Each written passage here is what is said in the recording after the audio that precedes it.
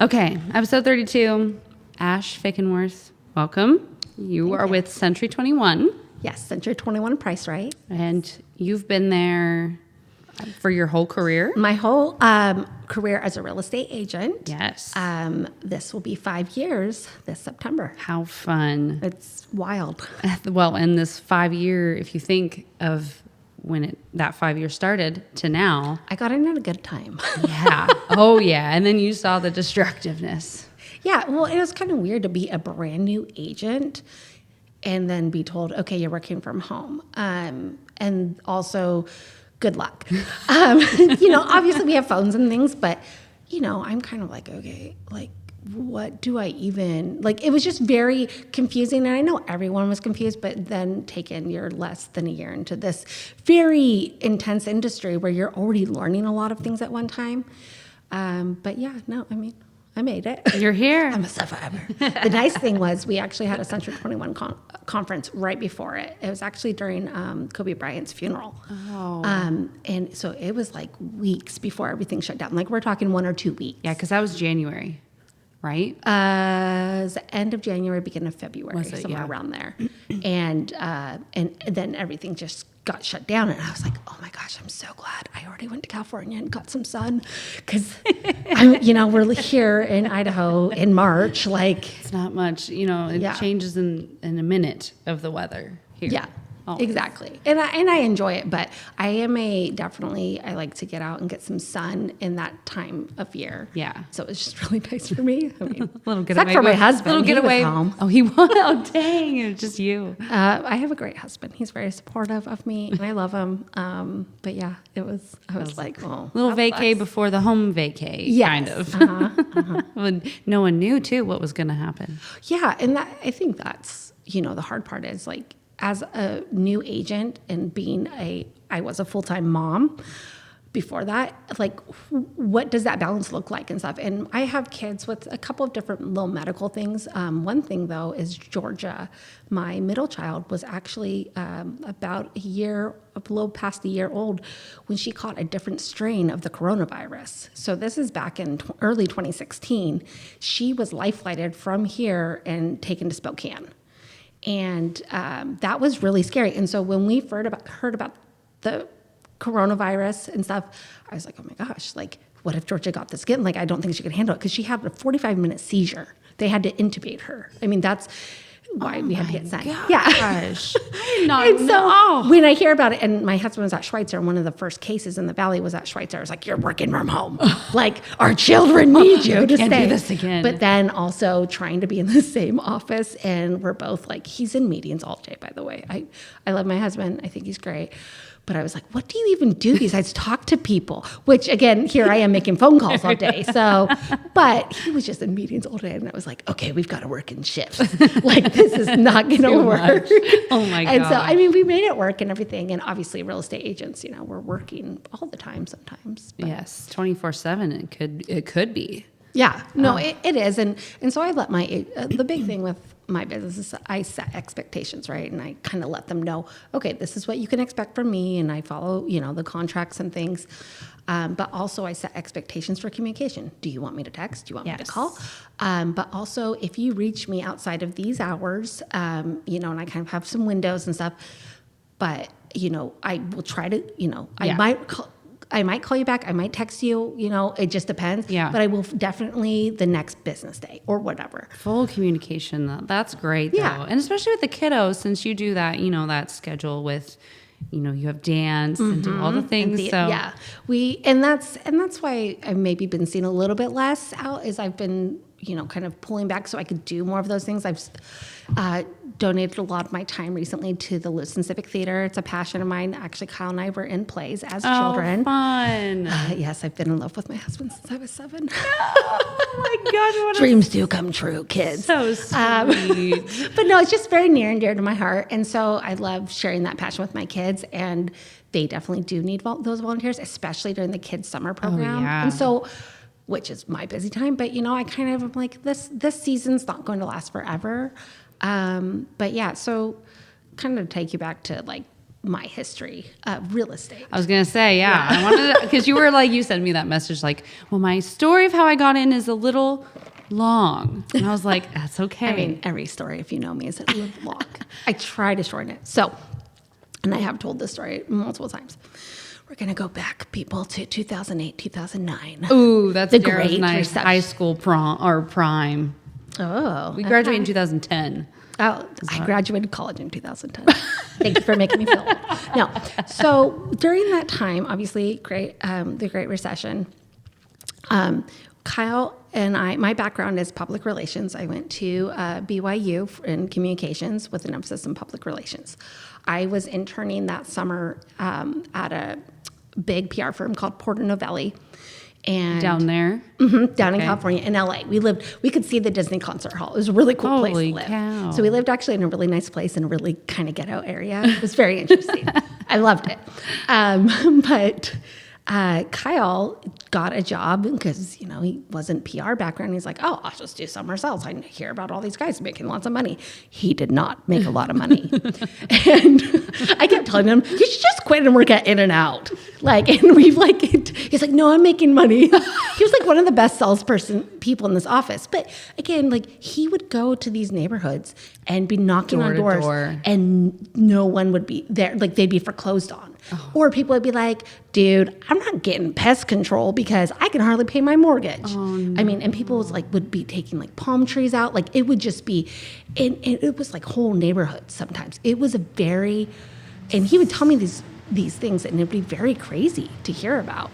And then my sister during this time was buying a house in the Seattle area, Kent Covington. And she would send me pictures or tell me stories. I mean, people were painting their floors black. I went into one of these houses and there was literally someone there from who knows, HUD or something, because it was a repossessed, but he was taking a snow shovel and shoveling it garbage that these people had trashed, this house, and putting it, and all the doors had been punched out and everything. So those images really stayed with me. So fast forward to 2013. Kyle has his first job. We live in the Tri-Cities. We want to buy in the Richland area, but couldn't find anything. Found this amazing, cute house in Kennewick. Loved it. Actually, we went to an open house, which most people say, you're not going to sell a house with an open house. I'm one of those people that wasn't sure about this house because it wasn't in my area, but we went, and I loved it.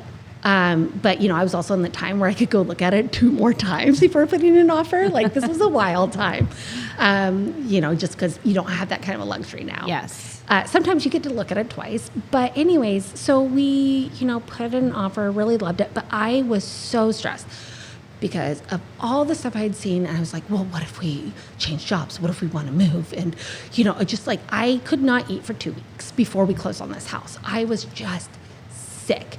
And, kind of thinking back too, I think back why wasn't my agent addressing some of these things? She was a family friend and stuff, super nice lady, but just communication wasn't as what you would have thought. No, but I also didn't know what to expect as a first-time home buyer. Yeah. Kyle, he kind of had researched things because that's his deal sometimes. And he would have me calling banks asking about interest rates, which I'm just okay, but I have no idea what I'm really asking and things. And so I have a pretty good memory. And so I could remember back to that and remember those things. So we're in 2013, September 2013. So I guess we're coming up on the anniversary. No. Bought my first house. And again, it's super cute. There was things we were going to want to do to it, but it's moving ready. So we're moving in. And I just have one, my oldest Aurora, who is 12 now. She was about 1.5 at this point. We went to church. I grew up Mormon and was in the Mormon church at this time. And the church at that point was 3 hours. We go to church, come home, and it is literally raining from our second floor onto our first floor. Inside the house. Inside the house. And we're just I'm holding my baby. I can remember it and I'm just what? What's going on? I don't even know what to do because life did not prepare me for this moment. No. There's, it's sunny outside. So why is it raining in my house that I just freaking bought? And the 3 hours you were gone, did it start when you left? It must have. Oh, When I just think no. I had family in the area, we're close with both of our parents. So it's like, what if we had been out of town that weekend? So we were lucky in some ways. So luckily, my husband, he's an Eagle Scout.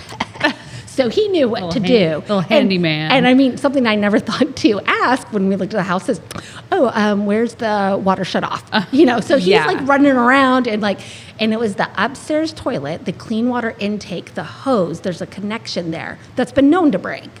And it just broke and it was just spraying in that room. But we got all new flooring in that house. Had to. They had to pull out our kitchen cabinets. But I started crying, of course, because I would have too. and it's funny because in real estate and stuff, I feel like we have so many family mottos. And coming out of that, one of our family mottos is you're either laughing or you're crying. And so I just choose to laugh about it. Then I cried. Yes. But now I feel like it's funny. I thought I was a problem solver. I am a problem solver. And so sometimes I take a moment, but luckily, like I said, my mom, she lived to Moses Lake. And so she was only an hour and 15 away from me. Yeah. And she took Aurora, which was so nice. And, I called we got disaster response came right away, but it was actually kind of funny too because when we started pulling stuff out, somebody from our church came to introduce themselves because they lived in our neighborhood, and we were like, "Oh, we just came out. Nice to meet you." Yeah, and it was great. They jumped in and they had good. people show up and help me, and so that's one thing I love about the church. And even though I don't go to church services, I'm still active in that community in certain ways because I enjoy that community and that you're so Close. willing to help and Yes. stuff. And so it was hard. It was hard to move right into a hotel for the night, and they set us up into corporate housing, which Tri-Cities luckily has a lot of, with Hanford out there. And so that was, but having to navigate all of that, In your own experience. so I'd like to say baptism by lots of water, not fire, but lots of water. So, you're working with, I'm like, okay, is this the home warranty they talked about? No, it wasn't, by the way. They're like, yeah, we replaced the part that broke on the toilet. That was like it. $1. Oh, But, no. working with the insurance, and the insurance is great. We were actually with, and I'll give a shout out because they were great, with PEMCO at that time. They don't do Idaho though.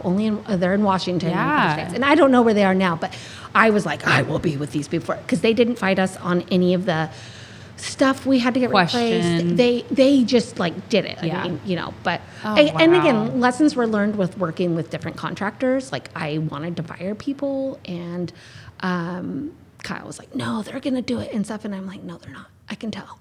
I'm pretty good at reading people, and I kind of know when you're telling me a lie. Yeah. But God. anyways, working with insurance, working with contractors, all these things I didn't expect to do. Plus having a little child, I was at home full time. I worked a little bit part time for a public relations consultant, and he teaches other people how to do media relations. Anyway, so I did some stuff for him, and but besides that, it was a lot of me and Kyle telling me what to do, but. It actually Learning started on hands-on. but it kind of started with me, and also it would have been nice if my real estate agent had checked in on me, or if I felt like I could have reached out to her because I didn't. Oh, and so during that whole time with not really. I don't feel like she made it that hey, you can reach out to me. Yes, she was a family friend, but we hadn't done What stuff with about them. other real estate, after the whole thing? Could I still talk to you about real estate stuff? Or Yeah. It was just, so again, one of those things where I just kind of keep in my mind, do I, reach? I remember they contacted me oh, we left a little gift on your door. I'm like, well, we're not living there right now because we're in corporate housing. And they're like, oh, okay. They didn't even. Nothing. It was very, no. so again, I think that, one of the things that I try to do is have real authentic relationships with my clients. Obviously, I can't be BFFs with everyone, but I am interested, and I do want them to feel that comfort of reaching out to me or letting me know about things or being a resource. Yeah. Because it was a scary time in terms of, what am I going to do next? Because you just don't even know what you don't know. So anyways, 2013, just I kind of got into the renovation thing. And so when Kyle was kind of asked to apply at Schweitzer, and he did. And he's like, "Do we move?" And I was like, "I love the Tri-Cities and Target," but I was like, "I guess I can give up Target." They have a Costco, so I guess we'll be okay with that. So and Kyle's parents live here. I mean, that was a big that was a big draw too. Yes, and they've been great. I have the best in-laws in the world. You hear that, Ferdinand? The best. No, they're fantastic, and that's one of the main reasons we wanted to move back here. And so when we're looking at houses, I'm already like imagining we're gonna tear this out, we're gonna do this, we're gonna do that. That needs done. Yeah, like because once you've done it, you're like, oh, like it's kind of that your kids are probably like a little bit beyond Daniel Tiger. But when my kids watch Daniel Tiger, there's a little song like, "See what it is, you might feel better." And like, that's what it is in real estate. Like once you've seen it, once you've done it, it's like, oh, that's not scary. Yeah. But you know what to look for now. Yeah. Well, in your imagination can go really wild. I know mine can. Sure. And so it was just a very empowering thing, I feel like. So we did that. We bought our duplex in Clarkson, which we still own to this day. Actually, Groundworks runs our shop there. If you didn't know. You didn't know. Dara's not even. Oh, he's smiling. No, it's just funny. Sorry. Hopefully it was okay to share that. But anyways, so we still have that duplex, but I mean, we tore out that bathroom within 24 hours of closing on it and stuff. And we were in a good place to be able to live with my in-laws while we did some of the renovations and stuff. But the thing is, again, with this tight community that I've been a part of, was I would talk about these things. Obviously, I'm a talker. It might surprise you, but I was voted most talkative in my class at high school. Yes, so, I can see it. I can see it. No, it's good. just a little bit. Extrovert for sure. Yeah, until I'm not, and then I just shut off. It's like an off and on switch. I'm just like, I was like, "Do you want to talk about?" No. Tomorrow morning, 8 a.m. I will be ready for talking again. So I just would share things, or I just talk about it. And actually, one of the hashtag I created when we had our original flood was hazards of homeownership, and because I was just like. How fitting. And so we started a Facebook page when we bought our next house here in Lewiston. It's called Hazards of Homeownership. So if you want to give me a follow. Oh, how fun. And one of the things I love to share is like, because, HGTV, as fun as it is to watch, it's so unrealistic. And the biggest thing it's unrealistic on is how much things cost and how long it freaking takes, because nothing is getting done in 6 weeks. No, not at all. Yeah. And so... Excuse me, gotta get my diet Coke. Yeah. And so that's just one of my things, was sharing that a lot. And we had a friend. Realization? Yes. Mm-hmm. My gosh, I was stuck. Yeah. And so just helping people to understand that. I mean, I feel like it's all over the internet, but if you don't know, house hunters, they already own their home before they go look at houses.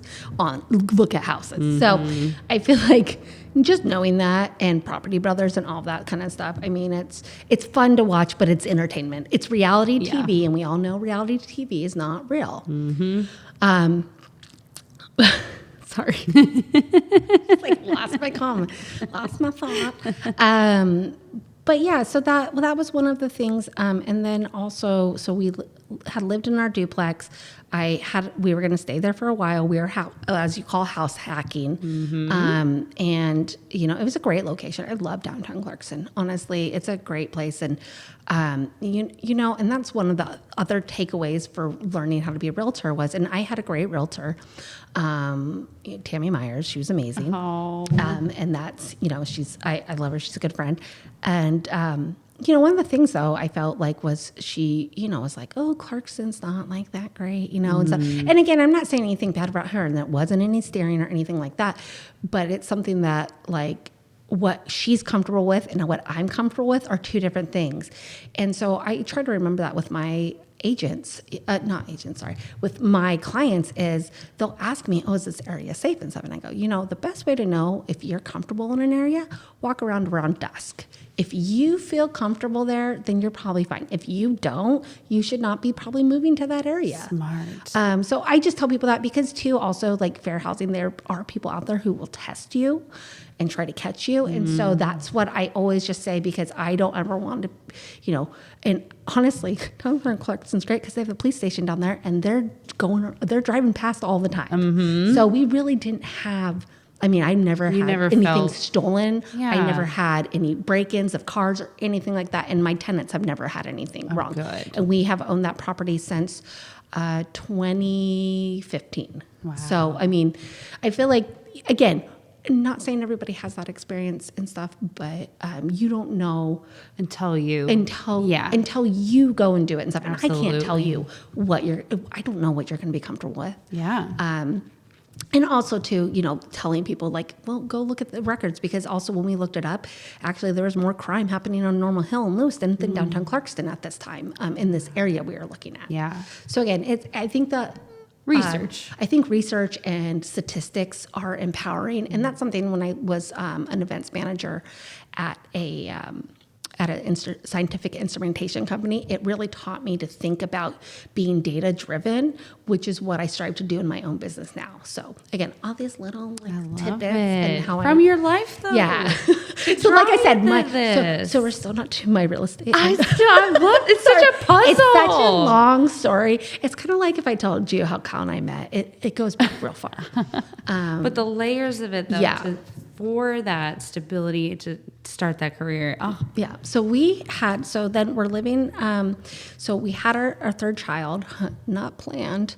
There's a reason why I don't take a daily birth control pill anymore. I don't know why I thought I'd be good at it. That is not my style. So just saying, sorry. I'm just saying, people say, oh, I got pregnant, but I was on birth control. I'm like, user error. Yeah. Sorry. So yeah, but we do something much more effective now. But anyway, so I was like, well, kids can share rooms. All of our kids have different kind of sleeping schedules. One is a night owl. One is an early bird. Cece's a mixed bag. I don't know which kid I'm getting in the morning. I love her, but she's, all my kids have really strong personalities. Not sure where they got that from.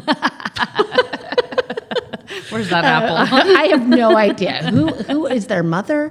No, they're great kids. I love my girls. They're just strong personalities, which is great. Yeah. But however, sharing space when you have a strong personality and you're growing and developing, it's not great, especially for a mom who's home with them all day. Yes. And so we were like, we had been looking while I was pregnant, couldn't find anything we liked.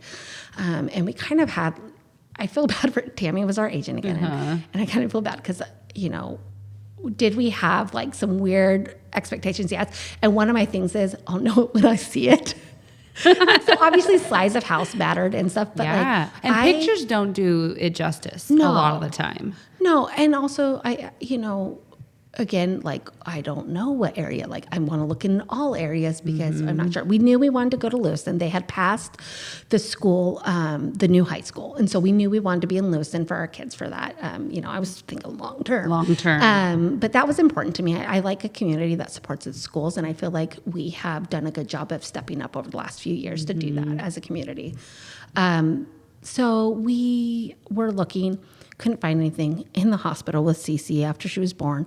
And this house comes up on Burl. And I was just like, this is it. This is the one. Oh. And they're like, well, they can't. So Tammy's like, well, we can't do showings because they're doing an estate sale. And we're like, okay, literally come home, drop the baby off. My mom's home with the baby. And we drive up to the house. No. Into the estate sale. And so we're looking. And there's just left the hospital? Literally had just left the hospital. I was like, okay, pull up the pants. And timing. Oh but I was like, I am not missing this. Yeah. And, Holy and cow. and I'm going to say, don't do this when you go. Please respect people's private personal property. However, I did open up the doors that said, do not open. And I was like, we just need to see. Yep, this is good. Let's write an offer. We don't need to see this house. Oh, and gosh. We were you were on it. We were on it. The thing is, though, it needed a lot of work. It needs was some not love. move-in ready. And they were going to do a bunch of stuff to it. And we're like, please don't, because I can tell your style's not my style. And also, like, you're not going to get back the money you're putting into it. Like, if you're going to get back dollar for dollar what you're putting into it, it's not worth your time and energy. It's just not. Yeah. And like you that, said, if you're going to do what you want to do to it, to your style, for sure. well, and we already knew we were going to be tearing down walls, replacing the kitchen, like big stuff. Yeah. Not And just so a we little did paint. a renovation loan. I don't know if you've had the pleasure of doing one of those. They're horrible. a lot. I don't suggest doing that. That's a lot. And I think it would be hard in this market, but in that market where it was a little bit slower, we were able to get the house for a really good price. And I won't share that here because it'll make people really depressed. Yeah, don't. But we got a loan, for the initial renovation. And it was interesting. We were living in Clarkson for a bit until we could move into the home.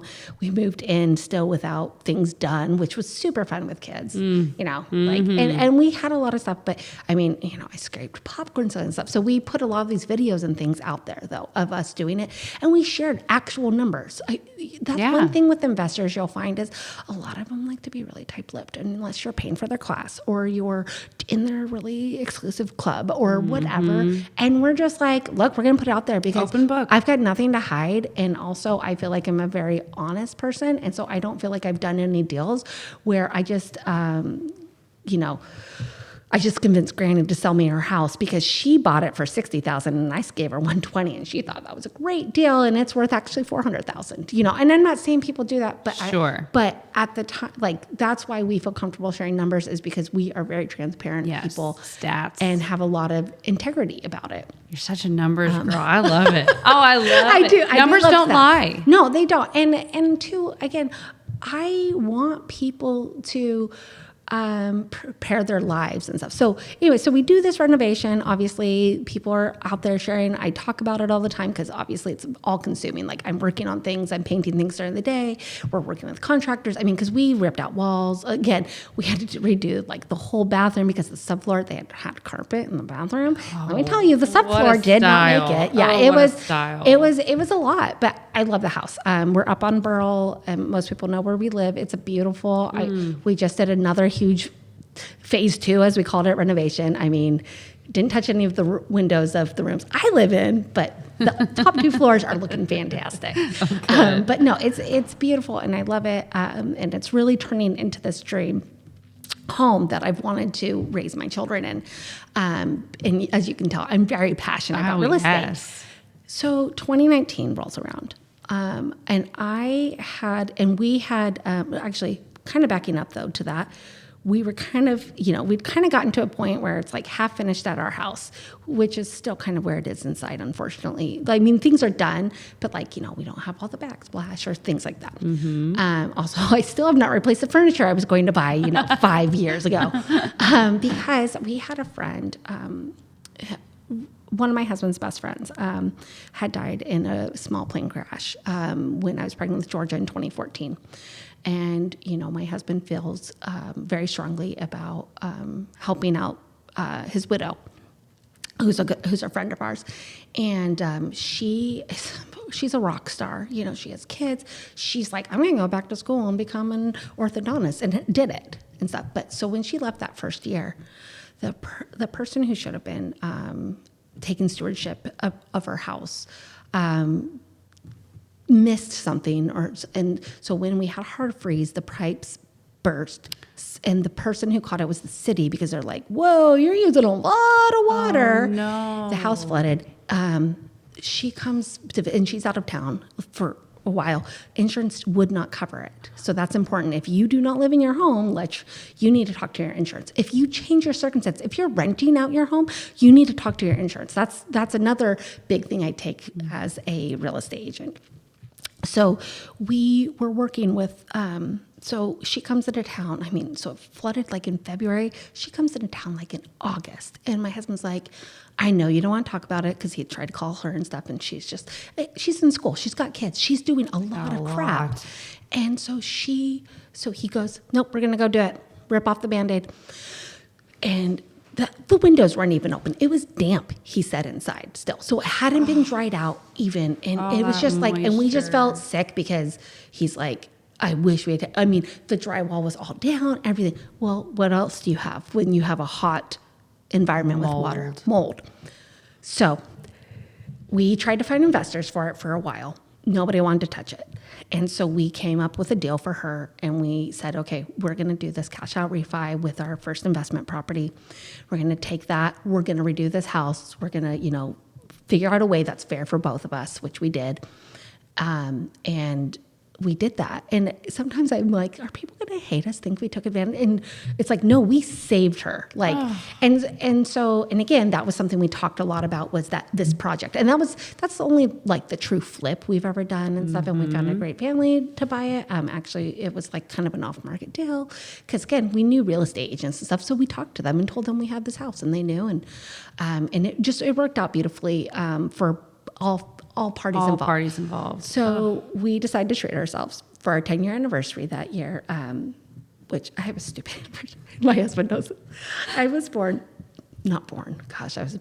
I was born back in the day. I know we were married in December because we had to get married in between semesters because I started that internship.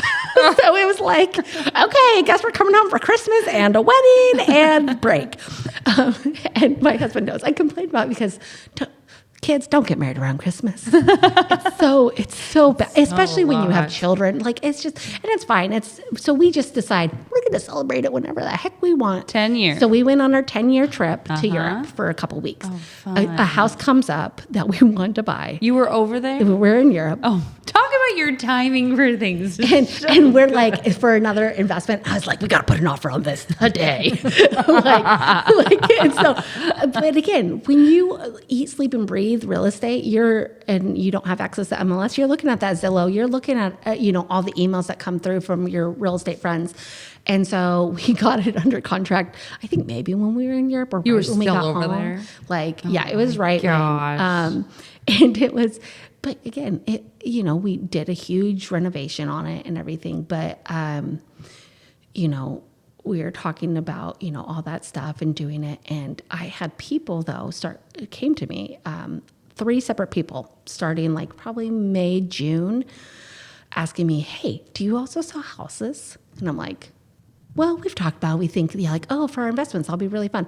And I had another. And I'm like, should I do it? This is a sign telling me. I mean, if I just have people coming to me, that's, I can just be part-time because my husband has a great engineering job. We have some rentals that we don't really make it like an income per se, but that's like our retirement and stuff. And so do I do it? I was working probably by this time for Michael Smart PR about 20 hours. And I was like, okay, this is getting kind of hard to work for him and, be there for my kids. I had 1 kid in school full time at this point. And I was just like, oh, but also my husband would come home from work and I'd be like, okay, I'm going to go into my room now for an hour or 2. And I decided I need quality time with my kids, not quantity of time with my kids. Ooh. And yes, I'm full of those. That's so good. And I have gotten that back of wanting to spend time with my kids. Sometimes I don't, but I love them. But I'm also like that overstimulated mom sometimes. And I'm just like, I can't stand the crying and the screaming. Please stop. Stop fighting. Stop whining. If you want to talk to me, do not whine. But it was just I think that this will be better for everyone. And it was. Was it hard? Yes. I was at home with all of my kids and then Cece, I'm like, okay, third, have fun. But I definitely did the interviewing all the childcare places. Yeah. And then also what happened at this point was usually I would be pregnant or having a baby by this point because Cece was about 2 and I'm like, okay, my kids are all 2.5 years apart. And I was like, okay, Kyle, puppy or baby? He's like, neither. I was like, I'm going to show up with one. Which one is it? and again, Tammy Myers had gotten this really cute corgi. I was like, where'd you get that corgi? And I was like, really? That's how much you paid? Oh, that's not bad. I could do that. So I ended up with a puppy a couple weeks before I went to real estate school, which I was like, oh, I love this. And then I got home and I was like, I don't love this. So yes, Sir Augustus Wolf Jefferton the third. We call him Augie or August, which is the month we got him. No, and this is the only dog I've ever gotten to name, by the way. So Yourself? yes, this was my only dog. I've had lots of dogs, never got to name it. Kyle named our first dog because that was his first dog he'd ever gotten. We got to name Charlie, which rest in peace. Anyways, so Augie, he's amazing. If anyone's met my corgi, he's the cutest. Also, she saved the wrong dog for me, but it was meant to be. Dang. Could you imagine showing up and you're like, your dog? This is a cute one, but no, he's so sweet though. He's amazing. He's also a very hairy baby. But anyway, so, obviously I don't do things in halves, but I talked to Tammy Myers and met with Gary and Jamie at this point, and I was like, hey, doing this, and Tammy knew me, and she knew I had some connections, not a lot. I didn't grow up here, but like, I was like, I just want to work part-time. I just need to cover my childcare bill, which we went to Fingerprints. Again, huge shout out to Fingerprints. They're amazing. I love that. I cried a lot when my kids left there. I might cry right now. Oh, no. No, they just were amazing. They loved my kids, and I knew that they loved my kids. Also, they make 2 meals a day. Like, not a lot of places have that. And so that was that. I ruled out some places because they did not do lunch even. Oh my gosh. So I was like, I'm not taking on another thing. And I wanted to pay that, and maybe like just some extras. Yeah. It wasn't like we're going to live on this money. I don't like to say we don't need this money. We obviously, our lifestyles changed a little bit. So now I do kind of need to work. Yeah. But I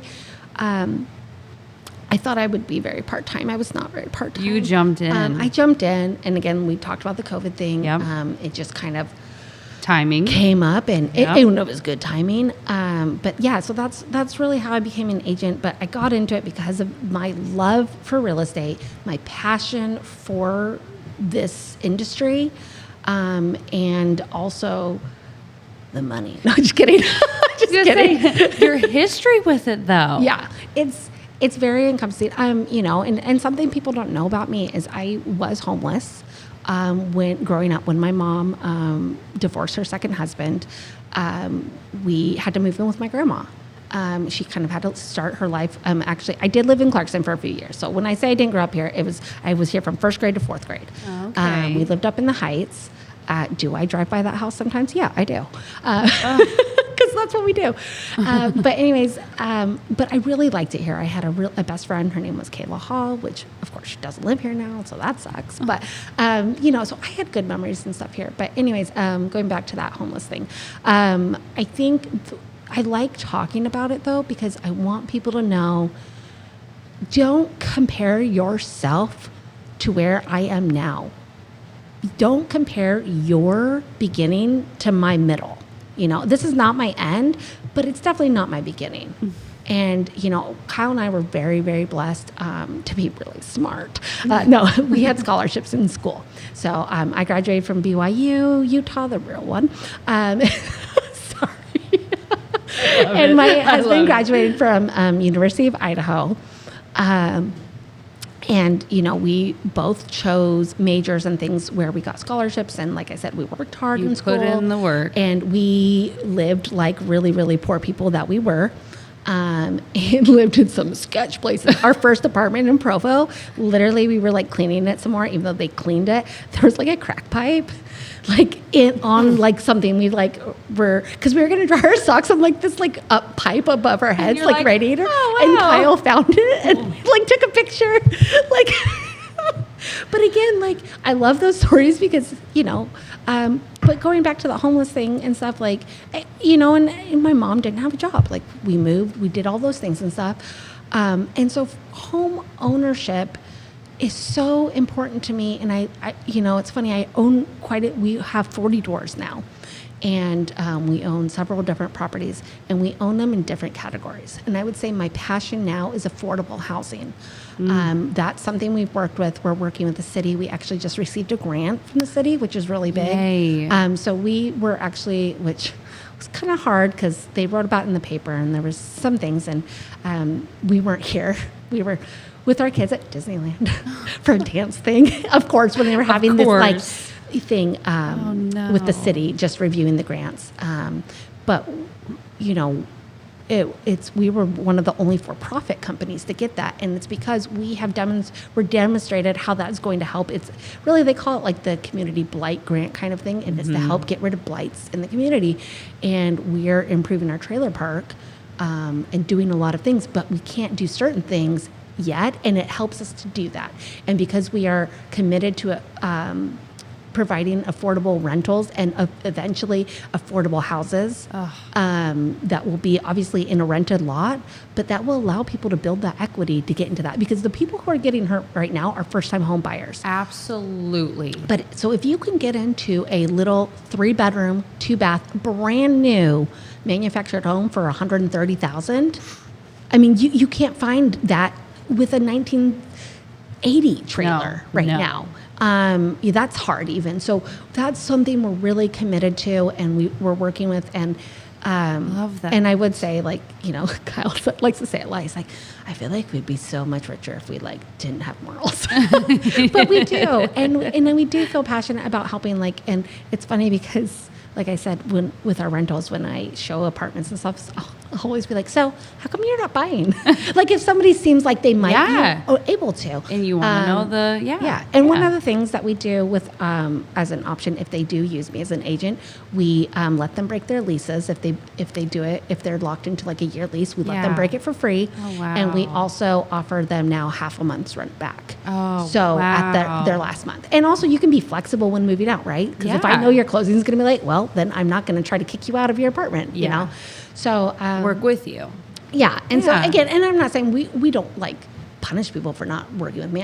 We just had a great renter that was with us for 5 years, and she used her soon-to-be sister-in-law. So there's, so I don't feel and we just kind of put it out there, but we don't make it. What a relationship niche-ish, I would say. You kind of get into that clientele in that maybe first-time home buyer, but what are your options, and being able to discuss about all their stuff before they're even thinking about it, but putting that thought in their head. Yeah, and I've had a couple of renters use me and stuff, and and it's and again too, because I feel like we do create relationships. We self-manage all of our own properties. You do. Yep. We self-manage. That's why I look so tired. No, I'm just kidding. Oh my gosh. And then we also manage 12 other units for a friend that lives down in Boise. Oh. But I feel like, we're at that point. We're kind of teetering to not getting, knowing all of our renters, but we still kind of know, and we like to show up and we go and check on the properties and things like that. And it allows me to maintain those relationships that I want. Yes, and the pink apartments. I don't know if anybody knows that. Iconic. I think if you say that, it's iconic. Yeah, so we manage those. So we don't own those. I wish I owned those. Oh, you manage it. Yeah, we manage it. So we are painting them right now. What color? Are they not going to be pink? They're going to be pink. They're going to be pink. Oh. Yes, I fought for that. You're welcome. I would really want them renamed. So the historic name is the Terrace Arms Apartments, and I hate it. I don't know why they named it that, but whatever. But I really I'm trying to push the owner, the Pink Apartments on Prospect. Yes. You're welcome. Because who doesn't like a good alliteration? Market Watch Wednesday. I did alliteration as a topic for trivia at the brewery. Loved it. Oh, it was so much fun. The answers were all alliteration. Oh my gosh, that is so I love fun. that. Oh, because it is iconic, and I feel like is. if you are here or live here, you know what those are. Yeah, if I say those pink apartments up in Norman Hill, people are like, oh yeah. People know because they started building those late 1950s and finished about the early 60s. When did it become pink? In the 60s. It did. Mm-hmm. Okay. I was like, and so it was getting pretty bad, and we had to do some other costly repairs. If you've gone by it recently, we did a really large landscape project last year. I remember that. Yeah. And so I think that's something too that sets us apart as landlords is no matter what price point you're at, and I tell, my renters this, I'm like, no matter, our mission is to have a safe, clean place. And if I'm going to put my name on it, and that means if I'm representing you, I want it to be to the standard that I'm not embarrassed. I am a proud trailer park owner. Is it? And you know what? We worked with the city. We put in curb and gutter. I won't even tell you how expensive it is because it's like disgusting. Curbing, yeah. Curbing. Just the curb, not the sidewalk, just the curb. And in front of our own house too. We had to do it. We had sidewalk, but when they did it, the guy didn't want to pay an extra $1,000 to put in the curb and gutter. And now it's costed me like, I think it was like 10 to 12. Like it just, because they have to put in this like this 4 feet, you know, French drain kind of situation. And it's fine. It looks nice now. But, you know, we did that so we could repair those parts of Burl. Yeah. And that I think is so big. And we need people who are committed to this community to do that. And I think Kyle and I are those people because, again, if I'm telling people I manage this, I want you to be able to drive by and go, oh, that's really nice. That looks nice. And people do tell me that. It looks nice because we've done the road now and it's like so smooth. But we've also replaced a couple of the trailers. I mean, there was a burnt out trailer there for years. I don't even know how many years, but there was that one. Just left there. Just left. It had a fire, was left for years. And, you know, that's something, it does take a lot of time and energy to figure out those things. We work with the city a lot. They're great. Obviously, you know, nobody's perfect, but they're doing their best. Yeah. And I think that's the biggest thing is if you don't understand why the city is doing things or stuff, like ask them. Yeah. Go to, you know, and maybe the city council is not the way to like do that because they have so many things going on at those meetings. But reaching out to somebody actually in those departments, I think is a really big way to get to know that. But, you know, and this city, I think, is really committed to helping with those, you know, the housing situation. Yeah. Obviously, several years ago, we all got those letters. If you could put an additional dwelling unit or an ADU on your property and all of those things. And so that's our big thing is providing more housing in this community and more long-term rentals. We don't have enough rentals in this community, and there are certain things obviously that have affected that. But you know, I've talked to and I've helped so many people that were in a rental forever, and then the person's going to sell, which they have a ton of equity. I would sell too, but I say, okay, well, if you buy something, that's not going to happen again. And so just helping people to get there. And again, and I think we have to go back to the starter home. I feel like there was a lot of people that want to get into their forever home. And I think they need to be okay with their right for right now. Yeah. Home. You know, we're just in that market where you're going to have to, especially with inflation, that's the best thing to curb against inflation is to have a home because that, you know, and I'm gonna show my nerd side. So I watch a lot of webinars about things, and one of them was I did not realize this, and I don't know if you know this, that the 30-year mortgage is very unique to the American economy, and the reason is because we have a secondary market, right? Yes. We have the Fannie Mae and Freddie Mac. Yes. And I didn't realize, like in the UK, you're looking at a 10 to 15-year mortgage. Yeah. And so because you could be in your house for, you know, 30 years, but your payment besides taxes and insurance are going to stay very much the same. And that makes such a huge impact. And obviously that was something that came about with FDR and the New Deal. I just love things like that. I love that. No, I love, you're such like a book. I love, like I said, I could talk about this stuff forever. And my poor husband, somebody said to him once, actually I think it was Jamie Bergen, she's like, I always thought you weren't talkative. And Kyle was like sitting on the other side. He's like, no, just compared to her, I'm not. But no, I mean, and Kyle and I mean, gosh, I love my husband. He's my business partner, obviously. We do a lot together. But one of the things that I told we were sitting at a lunch once at Schweitzer outside. It was a nice day, and one of our friends was there, and we were just talking about like this or that, or did you see this listing or that or whatever? And he just looks at us and goes, "You guys are kind of lame." He's and like, did he get the ick? Like oh my gosh. Yeah, like this is what you're talking about. I was like, oh, this is like what we talk about on, like dates. Like we go out to dinner and we talk about this stuff, but we also we'll put down like, okay, we want to talk about what's like a really cool property we would love to do, you know? When we were in Europe too, we stayed in a castle, super cool. This guy also I was trying to get to the bottom of it, because I ask a lot of questions. It's kind of that PR reporter background. And I asked him, I go, so do you how did you come about it? Oh, it was in my family. I was like, oh, but when did it become in your family? And he's like, well, it was my grandparents. It was supposed to go to my parents, but they already owned a castle in Brussels. And I'm like, what the heck? Oh my God. You are not living the same life. No. And then I'm like, oh, well, but who before your grandparents? He's like, well, that. And I was like, well, like, so getting back to it, it's been in the family since the 1300s. This was originally given to him by, some king, and, and I'm just kind of like, what? Can we see more? Because he's like, hasn't renovated. And he's like, I have never had anyone ask me, like, he'd been doing this for a couple of years. Never had anybody ask these questions. I would love to see that So he was like, took us up on the roof, took us in the basement, because they had one of those moats that go underneath. Like, it was a legit so castle. Cool. Yeah, a legit castle. Oh my God. Yeah, go look at my Facebook. But that was like one of my favorite things. And that was actually like another real estate nerd thing was, I booked different places. Like, we moved around quite a bit. We went Amsterdam, Vlissingen. Sorry, I'm not done. My husband served his church mission in the Netherlands and Belgium. So he speaks Dutch. Super useful language. Really? And Flemish. Back off, ladies, is mine. So we kind of went Amsterdam down to Vlissingen, which is this little seaside place, which no Americans usually go, I guess, because they're all like, really? You came here? But it was a cool place, I thought. He had lived there once. And then we went to Bruges, which is where you need to go if you go to Europe. Go to Bruges. Bruges. There's that Colin Firth movie in Bruges where he's like there and he's like a hitman or something like that.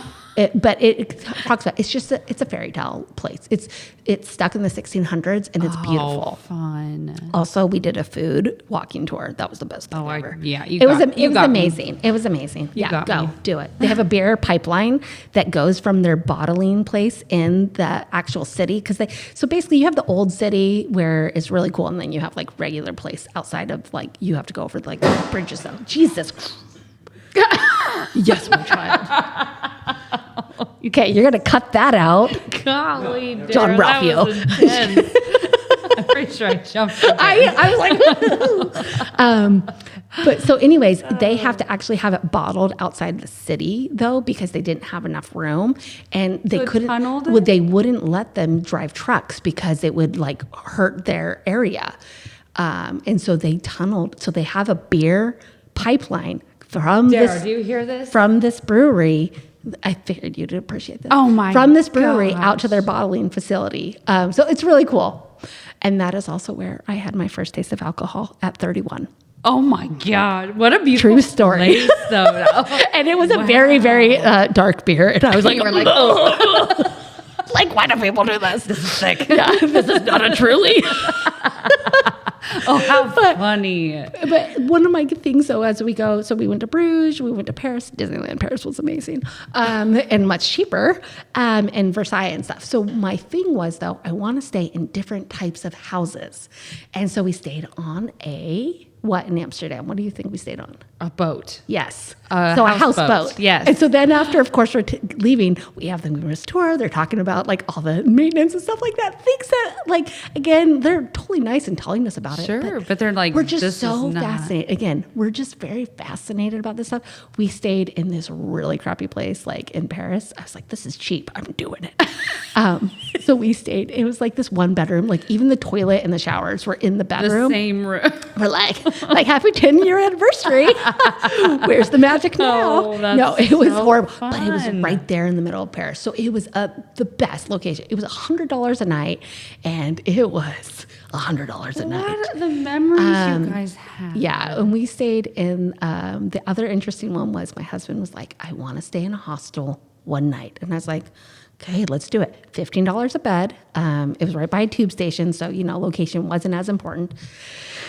And I slept great. Wow. I put my head things in. I mean, I did get to see a cute guy change into his clothes. I was like, oh, okay, hello.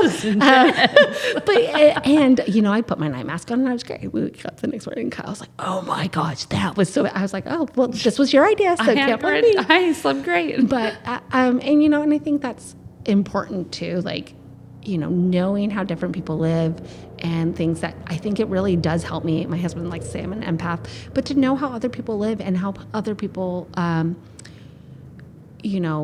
operate in their day-to-day lives that just helps me when I interact with different people. You know, in Lewiston, you can't really specialize. We are not in a big enough area to specialize. Like, Sure. you can't just be like, I'm working with VA buyers and that's it. Yeah. Because you won't have a lot of business. Nope. And if you don't want to work a lot, and I find that a lot of people that go into the luxury, you know, some of them, they're like, okay, this is what I'm doing, which is great. That's fine. Sure. I love working. So I work with All everyone. around. But my favorite are new investors and new first-time home buyers because You're so educational on it. sorry, I'm drinking Diet Coke. It's okay. Because I'm so educational. Yes. And so I'm going to use this as an analogy, which is my favorite and going to embarrass my husband. Do it. So I asked you asked me what kind of drink I wanted, and I said I want Diet Coke from McDonald's. Yes. Only McDonald's, which is like, you know, Yeah. I mean, people, but everyone knows that. Right? Iconic. McDonald's Diet Coke is this, it's Diet Coke, but it's different. They actually have a little bit different mix that they do when they put it together. Really? And they've also done different studies with the straws, and they've done different things. So they actually put like, and also I don't like the Diet Cokes in cans because it has more carbonation as well when they do it in a can. Yeah. It really. That's why you can't open them in the airplane, right? Can you not open Diet Cokes in the airplane? I have no idea, but now I'm terrified. I'm pretty sure they like explode. Oh, well, that's exciting. I mean, I drink Diet Coke. They do open them, but I'm wondering if they have wonder. special ones. But Maybe. again, is this Diet Coke like their other Diet Coke? Yes. However, the way it's been packaged and presented is different. And I feel like as a real estate agent, I'm a little bit different. Like you can get Diet Coke anywhere, but I like Diet Coke from McDonald's. And not everybody though is going to want to go to McDonald's, first of all, but also not everybody wants Diet Coke or something. Yeah. They want a different soda. Yeah. And stuff. And so I think that's the big thing. Yes, I love it. Oh, that's so good. Thank you. Thank you. Actually, I didn't even think about that when I asked you, and I thought about it this morning, and I shared it with Kyle, and he's like, "Don't say that." No, do it. That's so good. But you know, and that's the thing that everyone knows a real estate agent in this town. You know, you can't.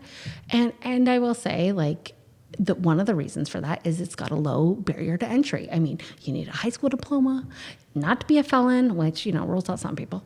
But also you have to pass a test. But you can you have to take some classes. Yes. But you have to pass the test. You can take that test a million times. It doesn't matter. Yes.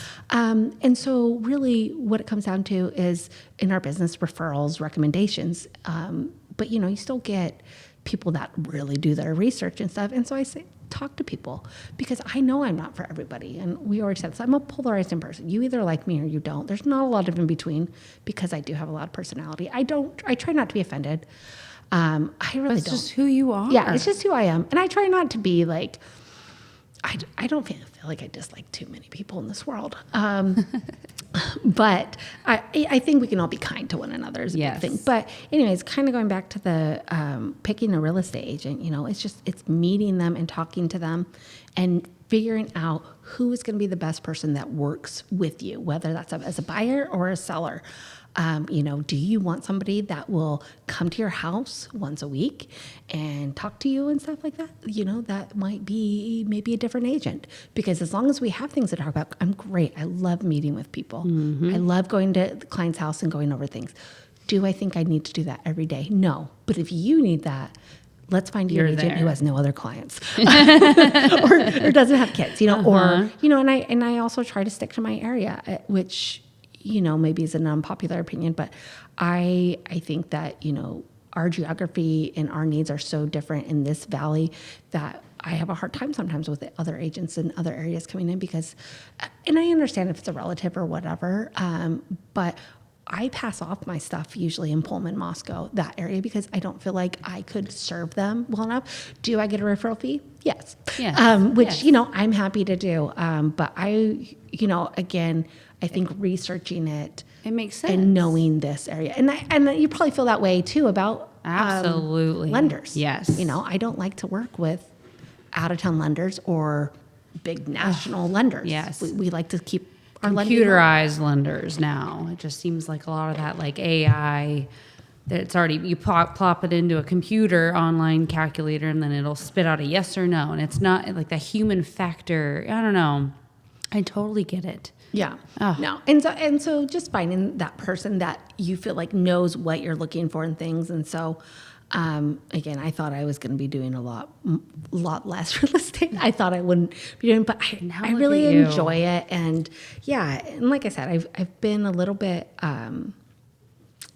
not lax. That's not the word I'm looking for, but I've backed off a little bit. I haven't done the production this year that I normally do. Sure. It was also a weird year. It was. Yeah. And I would say though, have I been making the phone calls? No, I haven't been making the phone calls. So stop asking. But I have had referral business. I'm at that point in my career where I get the referral business. I get, or I go to things and I talk to people and then, oh yeah, they call me next week or something, which sometimes I follow up with them and it goes well and stuff and we're off to the races. But also, like I said, family is important to me, and I just feel like I kind of was missing a little bit of that. So I was working, but not as much as my husband would like to. Oh my gosh, the thing he says to me is always, "You eat what you kill." I hate that so much. I love my husband. We obviously we have lots of family mottos too. I love it. Never. You trust have them a all fart. written down. No, but we need to. You need to. Never trust a fart is one of them. Our daughter learned that the hard way. The hard way. And you need like a dictionary, like in order. Like this is. We wanted to get a couple of them in Latin and then be like, never trust a fart is one. And then I've just said that like 5 times. And then snitches get stitches. Yeah. My youngest, she was in first grade last year, and she goes, so had stitches, but they're not a snitch. So I was like, you're using logic. You're getting I was on the phone with somebody when she said it too, and they're like, what? I was like, my kid's got to learn, it's life. But the most important one that we teach to our kids is you either win or you learn. There is no failing. Yeah. And that was, again, we've gone through so many things in our lives, and do we always come out victorious? No, but we've always learned something. And I think when you frame it that way and you focus it on that, we are able to then actually grow and win, or at least appreciate that, what we've gone through, going back to the flood and all those things. What did we learn? Yeah. Did I win because I got to sell my house and my insurance paid for it? Yes. But it's really easy to get down when you are in that situation. When you're in the trench. Yeah. We got a boat, which is my husband's pride and joy. So we got a boat. We got a new truck. This was a couple of years ago. And we got to launch it the first time. Like Kyle, we literally just bought this truck like 3 hours before. I can already tell the story. Yes. Oh, no. Yes. We were backing it up. And we'd used our other truck to launch the boat and stuff, and it was fine. But Kyle didn't realize how bad the tires were, which another real estate lesson is to, when I'm selling a house, point out everything that they should be aware of. Wow. Get a home inspection, kids. Anyways, also have insurance. We're launching the boat and stuff, and I'm on the dock. And I just realized it's going backwards. And Kyle's in like the back of the stuff unhooking the boat, and we had gotten it unhooked. And I'm like, "What are you doing? Get in!" And he's like, because you just you stare at that, and you're like, "This is truck sliding." And we had been stopped, and the parking brakes were on. It wasn't anything he did. It was these tires. When I saw the tires, I was like, "Seriously, you didn't see that?" But no. But he just did it, and I was like, "We're like, well, I've got dinner." Boat's launched. Let's get in the boat. There was literally, it went up to like his waist. There was water in the cup holders when we got back in it. We had another friend come and get the boat and do it, so we could just drive the truck. Yeah. It drove home. Good. Moral story.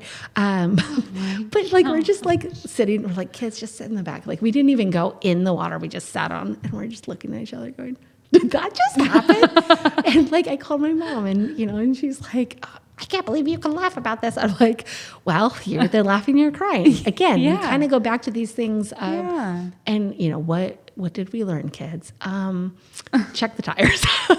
No, but again, and But life why you get lessons. insurance and stuff. Life but lessons. Also, that just happens in my life. Do you teach? Do I teach?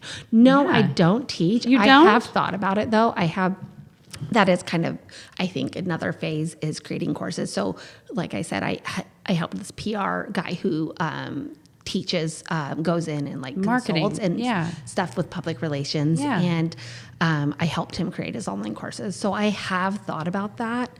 I feel like, especially for the investor stuff. Yeah, and we've thought about that and stuff, and I think that's one of our things. I mean, our next big thing with the investments is we would love to get some more people that are very like-minded like us, and to do it as a meetup thing, not to do it as a way to make money or any of that. Yeah. Just because I think there are a lot of people here in the Valley Yeah. that are definitely into investing and stuff, and definitely do it a similar way. But we're obviously looking for more people that are interested in getting into the long-term rentals and that kind of stuff. Like we don't really do the short-term Affordable. invest and rentals. Yeah. But the affordable, but also just like, what does that look like, especially when it comes to retirement? I mean, we're not, your 401ks we're learning are not going to allow you to retire unless you want to retire with like $1 million, which doesn't get you far these days. Nope. Kyle and I both have grandparents that lived well into their 90s. I mean, his grandpa's still alive and he's 94. And we know we're going to live a while, so we better darn well have a way to take care of us. And, and going back to our friend passing away at the age of 28, and we had another one pass away at 35. And you got to live, like you're going to die tomorrow, but also save like you're going to live forever, and finding that balance.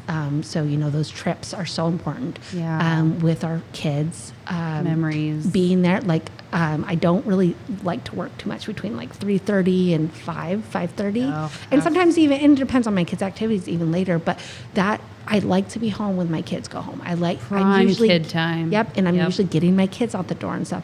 And I know sometimes they don't see me at night. I'm doing stuff at 6, 7, 8 o'clock sometimes, or working from home, or meeting with clients who are also, finally able to get off work at that point. But I want them to remember that I was there and to have that time, because if you don't carve out that time, it's not going to happen. And and I even sometimes calendar like things. I mean, it sounds lame, but like I calendar like I'm going to do this. I need to ask my daughter about which dance sweater she wants to buy, and you calendar those things, because I live and die by my calendar. Same schedule. I have to have alarms going off sometimes, but but I try. That hits home to me for sure, because my kiddos are now at this age. My oldest is doing sports, and he's in hockey, and of course that's going to start soon. And it's just that hits really hard for me, is that work-life balance and not knowing like what, you can at least schedule out to know like how far ahead, but it's like something can happen on any day, and to be able to like pick up something or have clients that, this is the only time you're available. Okay. And you adjust from that. Yeah. But no, and I think that I think it's also important for kids to know you're not the only thing, like they're not the only things in your lives. And I think that's good to know that, like, hey, I'd like to schedule this time with you and stuff, and to like really, talk to them about those kinds of things, because then I think we kind of get away from that entitlement. And being maybe a little bit, I'm not saying my kids always appreciate me, but I think they do sometimes. I'd like to think they do sometimes. When they're older, they're going to look back, and that's what because I always think about with my parents, like think back, what are my kids going to say when they're older about how their childhood was? Like, am I going to always look like I'm gone or there, long term? And that is, it is good to think back, I think, like that too. My daughter we were talking about 9/11, and my oldest like, I don't want to hear about this, it's so depressing. And I'm like, but do you know why it's important to look back and to think about this? I go, it's also to remember why we do the things we do today. Why do we have to go through airport security like we do and throw away all of our water? Like, there's a reason, Yes. And I told her that, and I think that's important in your life. Like, why do I do what I do today? Oh, it's because this happened, this happened. Your blocks. Yep. And so I think it's good to remember, like, how you were being raised. Like, what did you love? What did you not love? This is your opportunity then to take that and to grow. You know, and I love my girls. They're amazing. You know, but at the end of the day, I am also my own person and stuff. And so I also have to make sure I protect that and don't get too overwhelmed. And again, it goes back to that quality time versus quantity of time. You should write a book. I should. It's Man. so fascinating. I feel like you should. I've had a memoir. I feel like the book would have to be labeled like, I swear this really did happen, because like I've just had so many weird things. You're a memoir. Like I feel like a memoir, a memoir, and then some.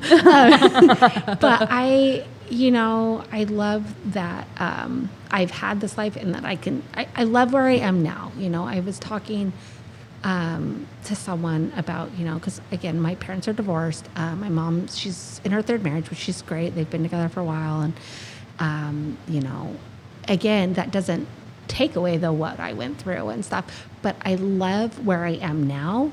And so I wouldn't redo anything again. Like, even though I went through some pretty horrible stuff, even though I battled really bad in middle school and high school with depression, and something I continue to have to, manage. And that's important for me too, to talk about people's mental health, because I think we all battle with some kind of something in mental health. And if you don't, congratulations, you've won Good life. for you. Oh my gosh. You know, but I love where I am today. And so I wouldn't change those things. And I sometimes worry, I guess, like about my kids. I'm like, do they have enough adversity in their lives? But I think you do see that, because it's like when we have to overcome things, we become more resilient. And also something my daughter she would just like freak out, my middle child, when any little thing would happen. She had kind of a speech delay. Again, she kind of has had some health things, and she had a speech delay, and it caused her to just start crying and screaming to communicate something was wrong. And it didn't matter what it was. And so we worked with a great occupational therapist. And one of the things, though, was big deal or little deal.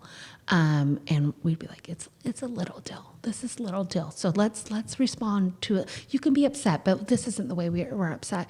And I think when you go through big problems, you're like, okay, yeah, we can deal with this. Mm-hmm. And again, when I'm going to take everything back to real estate, as an agent, I'm like, okay, well, this just happened. Like let's say we don't get an appraisal at the price that we want. Yeah.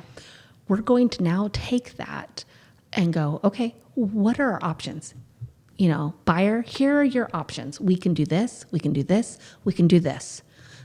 But I'm not going to stress myself out. Like, I might be upset and like, oh my gosh, maybe, you know, I might have to pep talk myself before I make that phone call.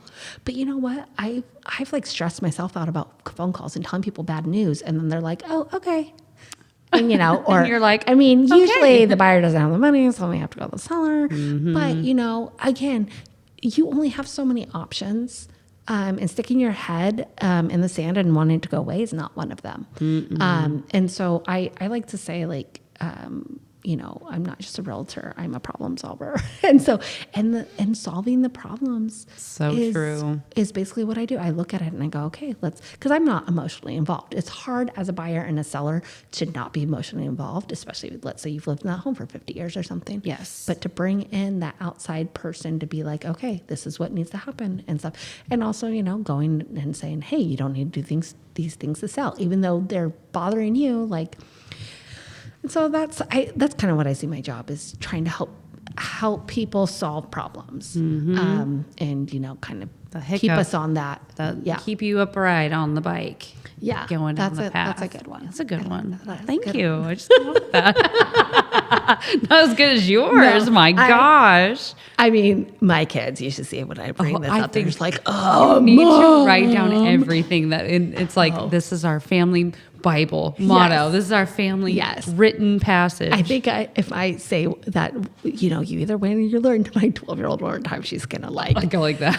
She's just, I don't know. She's going to lose her mind, but she's funny. They're all funny. But I constantly am just trying to also, you know, I'm not an alcoholic, but I say the serenity prayer a lot. Like, help me to accept the things that I can't control and control the things I can, and to have the wisdom to know the difference. Absolutely. You know, I probably didn't say that right, but I always say that, like, what can we control in this? You can't control people. You can only control your decisions and the ways you react to them. And that's really important to know. Yeah. Oh, absolutely. I want to touch on the Market Wednesday. Okay. How long have you been doing that? So that started during COVID. It did. Actually, I mean, this is my first time being on like a YouTube thing because Tom Ferry posted my video. I remember talking to you about that. Yeah. So he was, obviously doing a lot of like the videos, the phone, things. And he was like, hey, like send, like I got a text that's saying, send this in. And I actually signed up through his text. He came and spoke at the Central 21 conference. And I was like, dude, this guy matches my energy. I'm following him. And one of the things he said is like, you need to be making video now for people to reach them online. And I was like, hey, Tom Ferry. I look so dumb. I was like, in no, sweats. I love it. I'm like, hey, Tom Ferry, what kind of videos should we be making? Like, I didn't say it like that, but, basically. Yeah. And he's like, hey, you need to be telling them what's happening in your market and stuff. And I'm like, okay, we're going to do this. And then I had posted one of the videos. And I was like, okay, I need some ideas, people, too. What do I call this? And somebody said Market Watch Wednesday. It took me a while to remember what I was calling it. But somebody said, oh, you should call it Market Watch Wednesday. And I was like, done. Thank you. Running. Thank you, kind citizen. I'm not perfect at it. I'm trying to be better. Obviously, summer's hard, but I'm usually every week, every Wednesday, I'm going to post it. Don't know when, but I'm going to post it. It'll be Wednesday. Yep. And so I have a video, and I have, and I also post the numbers. And like I said, I share how I get the data, what the data is, single family homes in Asotin, Clarkston, and Lewiston. But the thing is that I'm consistent. I just use the same search criteria every week. Good. And I think that's big too, so people can see that consistent growth. And so that it just kind of came that. And honestly, like, I love, as you can tell, teaching. Yeah. And sharing that. You do need to teach. So, thank you. Love it. Have you ever charted it out of like your numbers? My numbers are probably not great. Does my social media guy, Harris, do it? Probably. He's like, that'd be kind of cool to see though. Yeah. Oh, so my Market Watch numbers or the numbers of people who are watching me? Market Watch, I think. Okay. Yeah. Just the market itself. No. So that's something I'm actually, I actually have it written down in my little notebook. That I'm going to start doing is once a month, also updating kind of like, hey, this is what we saw last month, and then compare it to the year before and stuff. Like, I want to do more comparisons. Really, I started doing it on live Facebook, so I could not edit it. So it just got done. And did it get lengthy sometimes? What are you talking about? I never overtalk and overshare. It did, but it happened. And consistency is what's important when you're doing stuff. And again, I feel like I was a little bit thrown in and didn't realize how busy I was going to be because of the interest rates and everything. Yeah. And so with that hot of a market and being a new agent, you maybe don't put together maybe the most consistent package sometimes, and maybe pick up some bad habits and things. And so that's something I'm also trying to work on, is just being a little bit more streamlined, and also trying to improve some things. But really, it's like, again, I shared these numbers. I was like, they were easy to do. So now what's the next step? What's the next phase for Market Watch? Yes. But I do love when people are like, oh, I watch it. And I'm like, didn't even know they'd watch it. I was like, oh, thank you. I feel like there was one time, it was like late in the evening. Yeah. You're like, I'm finally getting to it. I just giggle every time. I'm like, what time of the day is it going to get posted? I mean, sometimes it is 10:30, 11 o'clock. And again, I've kind of like I've been pretty busy, and I was like, oh my gosh, I'm not doing this. But I've already filmed today, so you're welcome. Okay, It'll be coming out. It should be getting posted here shortly. Cool. Again, I have the social media guy too, so he like pushes me for it, and that helps. Oh, good. Yeah. See, like with Darrow does all my stuff. I don't know anything about how to do this. I don't know how to do the clips, and so I'm always like, Darrow, I need help. Yeah. No, and it does help sometimes to just have much help, because I can get down in the weeds. Like, I know how to do some of this stuff. Sure. But I have other things I should be doing. The time of the day, there's not enough. Yeah. Well, and then I get distracted. I'm like, let me make all these things in Canva now. And like, oh, I probably do need to find a new checklist. And like, I get very distracted. And so, if I can just stay focused on what I can do and push that into somebody else whose wheelhouse that is. I think that's the important things is, again, knowing the difference between what you should be doing and what other people should be doing absolutely. too. And it's the same with, I think, real estate agents and lenders, staying in your lane. Yeah. Absolutely. You know, I had a builder once reach out to a client and say that I had priced the house incorrectly, which, you know, and I just kind of be like, stay in your lane, buddy. Yeah. But it also, when people ask me a lot of things about, you know, and I tell them like the basics about lending stuff, but like, you're going to have to talk. I always will refer them because I don't want to misinform them. And also, I don't have your credit report in front of me, and I don't know what your debt to income ratio is. And people are always asking realtors that. And I think also you're setting yourself up for some trouble too, because maybe one person you tell something incorrect isn't going to do anything about it, but maybe number 5 or 10 will. Oh yeah. Well, and then we're like, if we don't have the borrower sign the borrower's authorization, there's times where I'm not even allowed to talk about their information at all. Yeah. And so that's kind of hard when it's like, you want to be so communicative, but you're like held back a little bit on some of the stuff, but it's so true. Yeah, and I think that's, you know, again, kind of going back to what's in the contract, what's written down, going by the papers, going by the numbers. I tell people, like, I am following the contract. You know, I had an agent get very mad at me in my first year because they went past the inspection timeline. And looking back, could I have handled it maybe a little bit differently? Yes. I think knowing, if I had known this person too, maybe. But again, during COVID, I didn't get to know a lot of other agents at this point. And so, but, you know, I was like, this is the contract. And I asked Wendy, my broker, who's amazing. And she was like, yep, this person, they missed it. Yep. And I'm like, sorry, this is what's best. We fell out of contract. I mean, we did get the earnest money because we'd fallen out of contract. But, you know, and then we went under contract with somebody else. But, you know, it is one of those things where, I mean, I think there's grace, but then there's also, you know, being the best agent you can be for your client, and the way that you can do that, especially with all the changes we've had to our forms, which, you know, we said we weren't going to talk too much about the buyer's representation, but I think making sure you understand your forms, because not just the buyer's representations changed. Every form has changed. I'm licensed in both Idaho and Washington, which most agents around here are.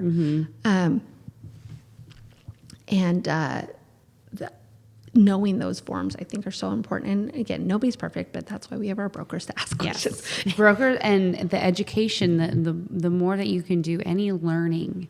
And like you said, you were just in a training thing today. Yep. So it's just that constant, you can do so much, you can intake so much information, which I feel like you're just like a sponge and you love it. I would honestly be one of those people that went to college the rest of their lives. Not if I had to do papers and things and projects, but just to go and learn. Knowledge. I just feel like knowledge, and I love like weird facts too. I mean, I love trivia and stuff like that. I host trivia every week. I know. I need to go. Like, you should. It's so hard. It's so hard with kids to get out in the middle of the week. Oh, absolutely. But I need to come. But no, I love it. But I don't love it when it's a category I don't know. Which Kyle, I think, came to trivia once, and it was like country song, like 90s country songs lyrics. And I was like, I maybe would know that, but that's like one genre of music I don't listen to. Do Taylor Swift, I will kill everyone. I'm total Swiftie. You would love this one topic I did just 2 weeks ago. So I said the first question, and the answer was in the question in the next one, and it all racked and layered together, and only one table got caught on. Because I told him at the start, I was like, this to that, it's random, but it's got something. And they were the only ones that understood that the answer in the question. I like that. It was so fun. It took me a long time. I bet. But it was absolutely. It's a labor of love. Oh, yeah. And you know how much knowledge I will intake it. And it's fun. And I always say that my IQ has gone up with the amount of beer that I drink during game night. I just have to kind of level it out. I'm like, I don't want to get too smart here. Yeah, no. You gotta let some other people. But I'm that same way. I'm also like a hands-on learner. Anything I can do that's like a trait. I don't know. when there was the hot air balloon in town, I used to work on that. When I don't know about this. There used to be a hot air balloon in town. What? Yeah, That's awesome. It was so fun, and I was like, one morning, it was right by my house, over by Walker Field, and I just went one morning and was like, "This is fun. Can I help?" And they were like, "Sure." And so I was on the crew, the ground crew for that. And so just little things like that I like. Yeah. I love to be able to say like, "Oh yeah, I did. I drove the Zamboni. I used to work at the ice rink." That's just so I can say that I drove the Zamboni. Just little things. But again, you never know when that knowledge is going to come into play. It's kind of like Slumdog Millionaire, right? Yes. Like you look at his life and how he knows all these things. All of these answers. Yeah, and I think that that's honestly real estate. We see the wildest things. I was trying to think about like my good stories for you too. You're welcome. I thought about you a lot in the last 24 hours. One of the stories was that I had this gal move into this house that had been a rental, and she goes, "Yeah, so the hot water wasn't working." And when I called, Mike's Heating and Air, they came out and they said they couldn't connect the hot water heater that was there because it was so old. And I'm kind of going, what are you talking about? It was a brand new water heater, like from a couple months ago or something, like 6 months. They had replaced it. And I'm like, so I get out the inspection report and I look at, and we'd closed and everything, and we'd done a walkthrough and stuff. And I look at it and she sent me the picture, and I was like, that's not the water heater. They stole the water heater, not the sellers, poor sellers, but the renters. Oh no! You know how long it takes to empty a hot water tank, people? That is not something that's like a TV you tear off the wall. That takes a while, and like just horrible. They were just spiteful, terrible people. And the people selling it, by the way, they were selling it to pay off a bunch of medical bills and stuff. So, and they had been renting this house dirt cheap. How insane is that? Yeah. But now I know kind of how to deal with it. That's probably one of my most wild. Have I had to show a house where somebody was like, I'm sleeping in this room and I'm not leaving? Yes, I did that. Have I walked into a house when there was a bunch of sex toys on the counter next to the bed? Yes, that happened. Also a video camera pointing at the bed. That has happened. Have I shown, just houses where there's like dog crap and human feces even on the floor? Yes. Do I wash my shoes before I get in my car? Yes. And I know people and I've only been in the industry for 5 years. I know there's people that have seen way wilder things. My mother-in-law, when they were looking at, I don't think it's the house they own now. I think it's a different house. When they were looking at it, she opened up a closet and there was a naked teenage boy. He didn't remember that their house was being shown or something. And so when he heard people, he went and hid. And she opened up the door.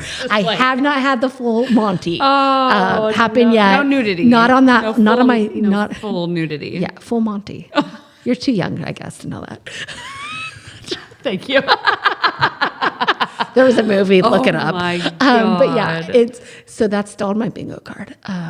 But yeah, no, you just get the craziest anything and things. everything. But September is Realtor Safety Month. Yes, and so that is something that I'm obviously will hopefully never have to encounter and stuff. And I think I will say that a lot of agents carry guns. Mm-hmm. Well, and Travis, he was just here this last, episode, and we talked about that too, and how education on that and being able to, combat that, and that it just recently happened again. Mm-hmm. And so it's just, it's something that on my side, you don't deal with. No, it's not even something in my head to think about. You guys now, hearing all the stories and hearing all the possibilities of that happening, mm-hmm. It's like, oh my gosh, what a shit. So one of my big things that I learned when I was a realtor was you should always walk behind them instead of not in front of them, behind. And one, for some reason, it specifically stood out to me was you should never go down the stairs first. You should always have them go down the stairs first.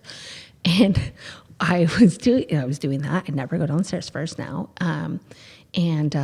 the guy fell and like it was his own house, thankfully. But he fell and rolled. And I was like, I'm so glad I wasn't standing in front of him. So I was so agent safety. You know, you never know when some older, large gentleman might fall too. So stay safe out there. Oh my gosh. Stay classy, San Francisco. I know that one. That one's good. Ron Burgundy. I feel like we're like that right now. Hello, San Diego.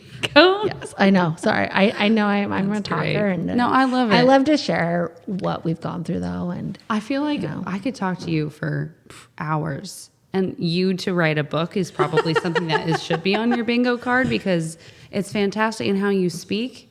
Oh, thank you. I was drawn the whole time. I hope I wasn't like this whole time.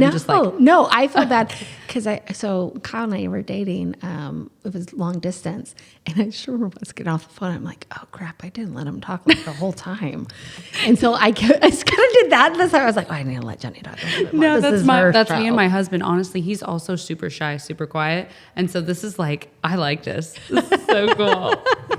I feel like I've taken, this whole time to, be able to get to know you in the most authentic way. Oh, thank you. And to be able to, promote you and we could talk for hours. Oh, yeah, definitely. Well, especially now we need to talk more trivia stuff, right? Yes, we do. That would be so fun. We should do a collab bingo night or a trivia night. Also, here's a nerdy fact about me. I love Malcolm Gladwell. Like, he is like my celebrity crush. If you ever look him up, he's not good looking. No, I know. But his brain, his mind is just. Yeah. Also, I low-key still am too obsessed with Ken Jennings. Oh, yeah. And his run on Jeopardy. I was in high school when that happened, and I was just like watching it. And I still remember the question he lost to. The question was, what company does seasonal hires? Yes. 1 month out there or a couple months, and he had put H&R Block, and it was FedEx. Yep. And I just remember. I do I think that was part of my trivia stuff. Oh my gosh, how iconic. And so it's just funny to me, like the things that are important to me are like the facts and the figures and things like that. Numbers don't lie. Numbers don't lie. I mean, the math ain't mathin' sometimes, but as you know, as a lender, I for sure know. That's why my husband is my numbers guy. He's the engineer, the math person. Oh, cool. And I can always just push it off on him because I don't have to.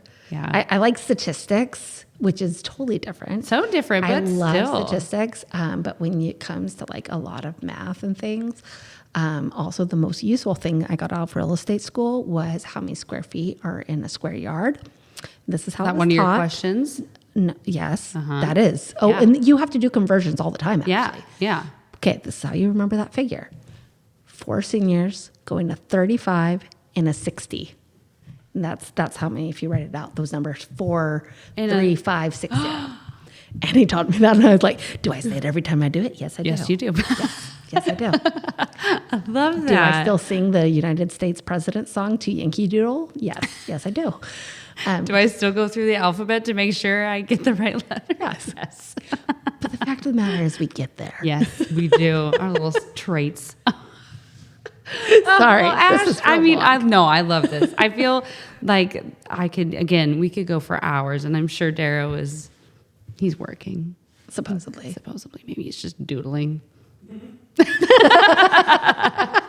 Well, Ash, at the end of every episode, we do a cheers. Oh, okay. And I feel like this is just the time where, two. We got a 2 for it. We got a. Thank you for coming on here. You're welcome.